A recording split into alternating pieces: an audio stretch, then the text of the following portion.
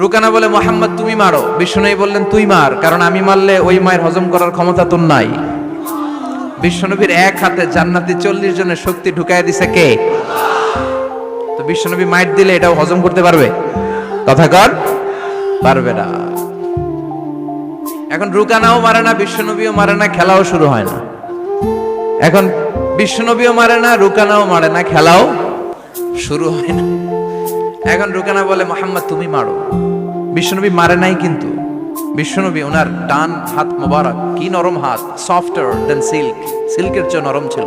ওয়া কানা কাফুহু আবিয়াদু মিনাদ দিবাজ, সফটার দেন সিল্ক, রেশমের কাপড়ের চেয়েও বিশ্বনবীর হাতের তালু সফট ছিল।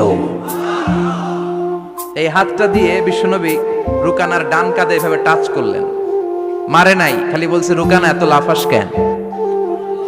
টাচ করার সাথে সাথে রুকানা বেহুশ হয়ে জমিনে পড়ে যায়।